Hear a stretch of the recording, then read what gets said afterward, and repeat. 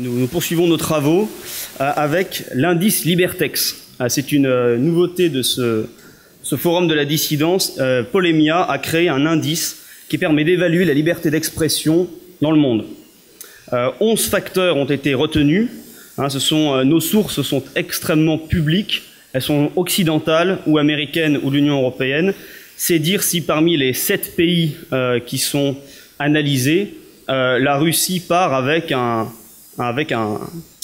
certain handicap, et nous verrons si cela lui porte vraiment préjudice quant à la liberté d'expression dans ce pays ou non.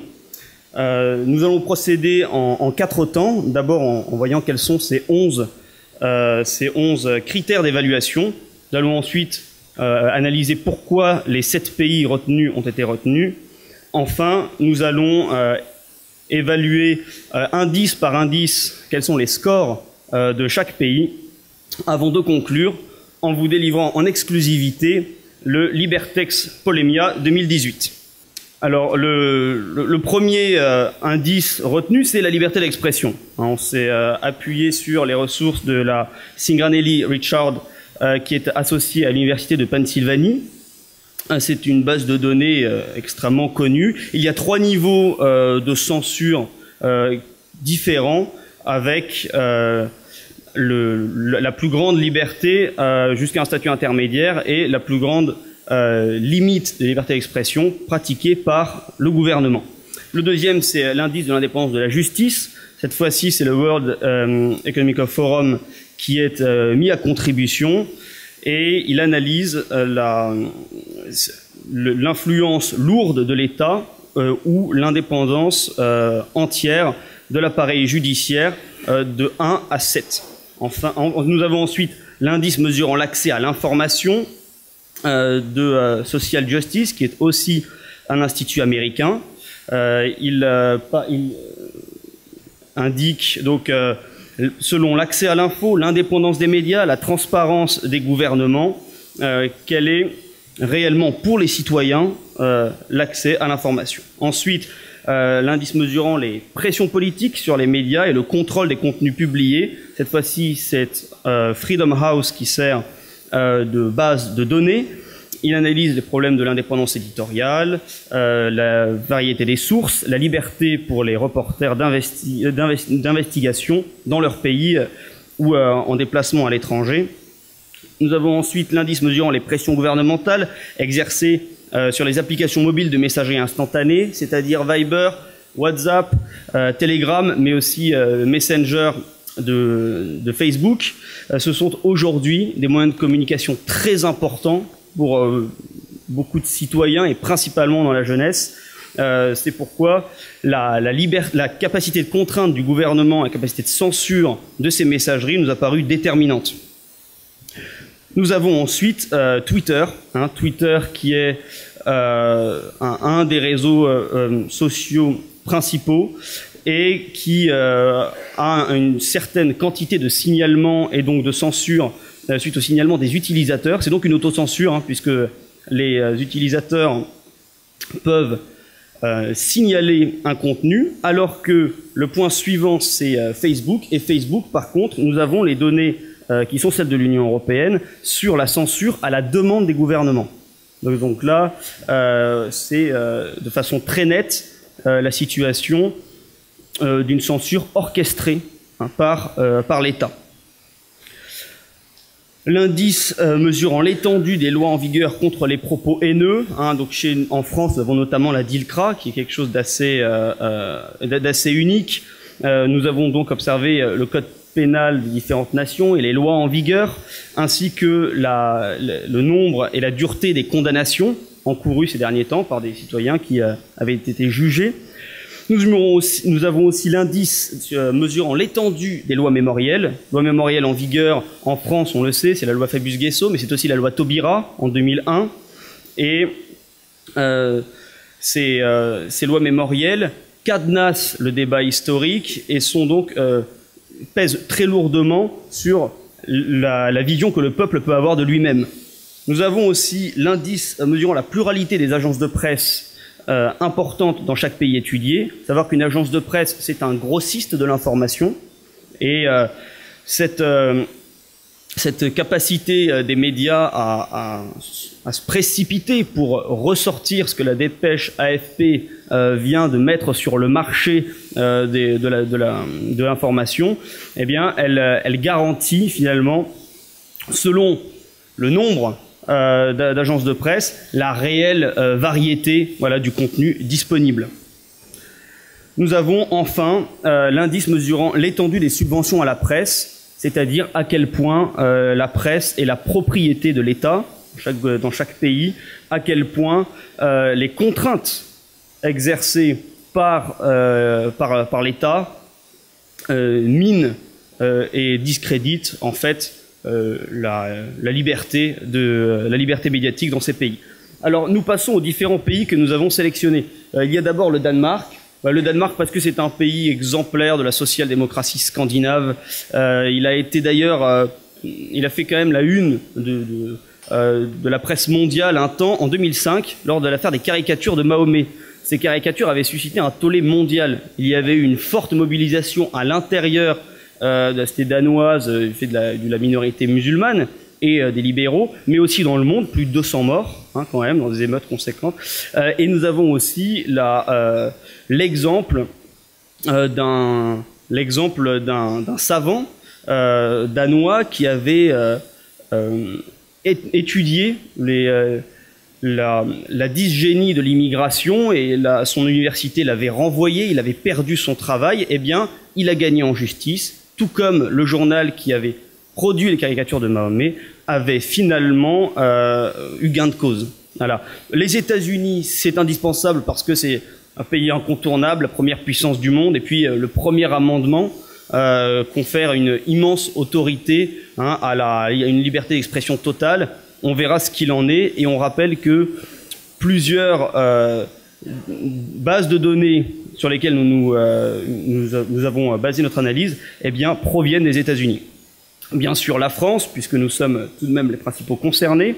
Ensuite le Royaume-Uni, pays libéral s'il en est, mais confronté depuis quelques décennies à une immigration galopante. Et nous voyons avec l'affaire Tommy Robinson combien la dissidence a fort à faire au Royaume-Uni.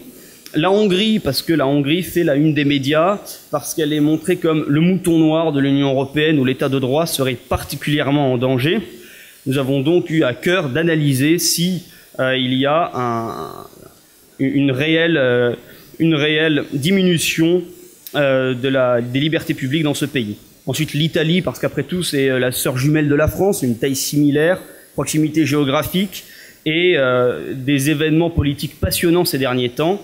Est-ce qu'une moindre censure dans ce pays a pu faciliter les rapprochements anti-système de la gauche et de la droite? Ça mérite d'être étudié. Et puis la Russie, qui est le mouton noir absolu, contre lequel nos dirigeants n'ont pas de faire des mains griefs.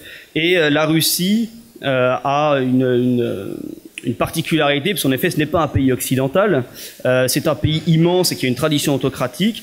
C'est donc intéressant de voir où les pays occidentaux qui ont une très bonne conscience d'eux-mêmes se situent par rapport à la Russie de Vladimir Poutine. Alors nous en venons maintenant à l'analyse de ces indices.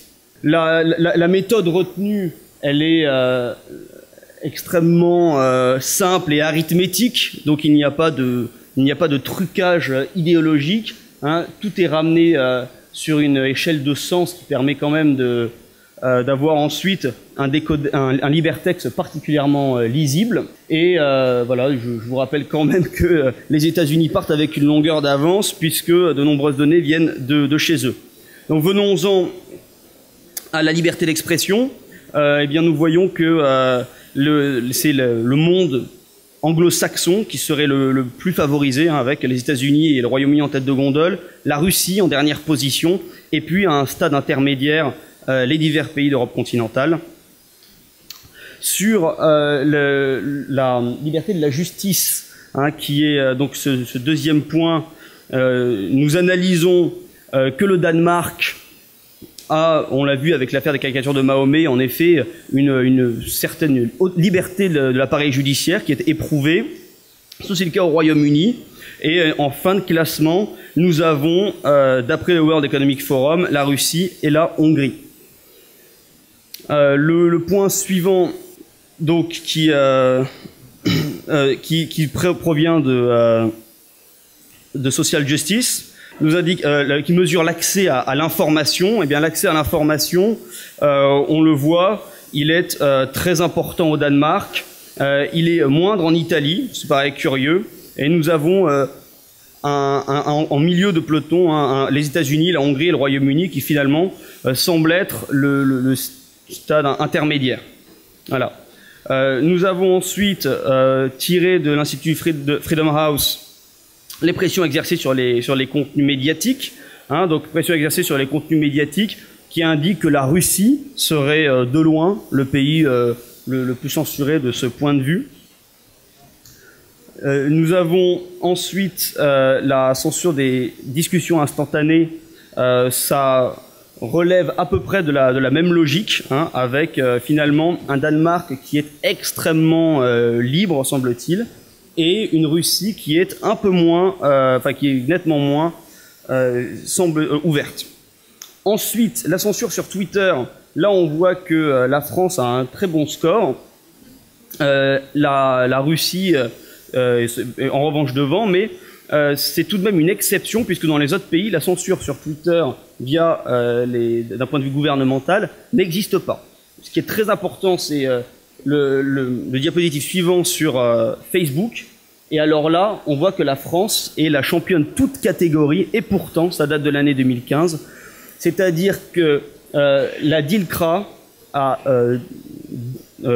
demande aux on appelle ça des modérateurs, de modérateurs de Facebook, à 38 000 reprises, de censurer un contenu, alors que ça n'existe pas dans les autres pays. La France a, d'un point de vue institutionnel, une censure sur le premier réseau mondial sur lequel les Français passent énormément de temps. Les lois contre les propos haineux. Alors là, la France a aussi un appareil judiciaire extrêmement développé, extrêmement abouti, et qui fonctionne très bien, puisque à peu près tout ce que nous pouvons dire aujourd'hui tombe sous le coup de la loi d'une façon ou d'une autre. Et la France est donc de loin devant les autres pays, et singulièrement les États-Unis et la Hongrie, où la législation est tout à fait souple et tolérante. Sur les lois mémorielles aussi, la France est exceptionnelle. Les lois, la loi Fabius-Guessot évidemment, la loi Taubira qui a donc étendu le règne de la repentance et la démonisation des Français à la question de l'esclavage. Nous avons ensuite le nombre d'agences de presse. C'est intéressant à ramener à la taille des pays, c'est-à-dire que les États-Unis étant un pays continent, ils ont même plus de 10 agences. Nous avons limité à un rapport de 1 à 10, mais la France, qui a des centaines de millions de locuteurs francophones dans le monde, et qui est tout de même un pays majeur d'Europe, n'a que l'AFP, c'est-à-dire que ça la met au rang de la Hongrie, qui est un pays d'1 million d'habitants, et ça, c'est 5 fois moins important qu'en Italie, qui certes est un pays moins jacobin, qui a une histoire nationale qui est plus articulée sur les régions, ce qui explique peut-être cette différence. Enfin, les aides à la presse, c'est-à-dire la pression que le gouvernement impose de façon évidente par le nerf de la guerre. Eh bien, nous voyons que le Royaume-Uni est le pays le plus concerné, et que les États-Unis sont en revanche, alors qu'ils sont des cousins anglo-saxons l'un et l'autre, c'est là où la presse est la plus à sa charge. Ce qui nous amène au résultat final. Le résultat final, c'est que les États-Unis sont le plus libre des pays, celui où la censure s'exerce le moins, et voyez que c'est la France qui est en 7e position, avec un indice de 46,4, c'est-à-dire derrière la Russie, que nous présente comme le contre-modèle absolu. Voyez enfin que les pays qui subissent des attaques incessantes de la Commission européenne au regard des violations de l'état de droit, la Hongrie demain, sans doute, on peut le conjecturer, l'Italie, eh bien, ces pays sont nettement mieux placés que la France dans ce classement. Je pense que vous aurez tous grand plaisir à relire en détail cette analyse prochainement sur le site de la Fondation Pollemia. Je vous remercie.